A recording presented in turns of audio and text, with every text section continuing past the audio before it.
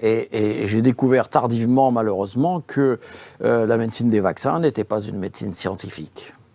Le principal argument aujourd'hui des experts, entre guillemets, pour dire ce vaccin est indispensable, il faut absolument l'administrer, c'est obligatoire, ce n'est plus l'essai thérapeutique. Et comme me rappelait le docteur Roulet, l'Agence européenne du médicament a dit bah oui, on ne peut plus faire des essais thérapeutiques puisqu'il n'y a plus de malades.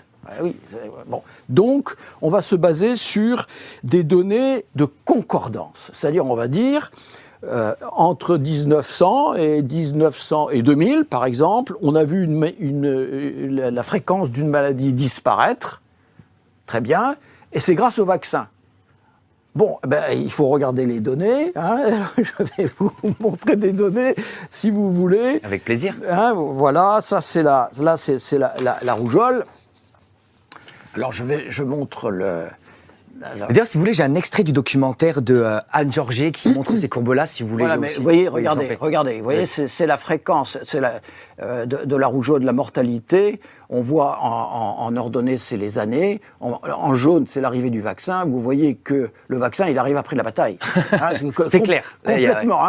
Voilà, et comme expliquait notre collègue, c'est probablement l'hygiène, c'est probablement toutes sortes de choses. Mais si je prends une autre pathologie, la scarlatine, vous voyez, alors là, il n'y a pas de vaccin. Mais c'est exactement la même courbe qu'avec la rougeole. Vous voyez, c'est donc des facteurs autres. Et je prends la diphtérie. Alors la diphtérie, c'est une bactérie, c'est plus un virus. Vous voyez.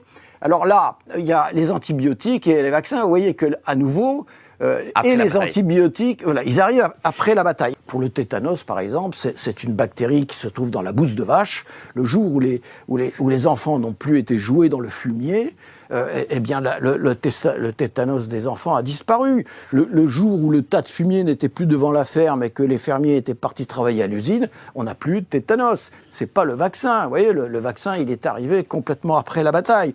Prétendre aujourd'hui qu'on a éradiqué le tétanos grâce au vaccin, c'est absolument ridicule. Et pourtant, c'est ce qu'on entend partout. Mais oui, et voilà pourquoi il y a une censure. Parce que, imaginez que pendant des années, vous êtes professeur de quelque chose, vous êtes ministre, etc., et vous avez dit, il faut vous vacciner parce que ça vous sauve la vie, etc.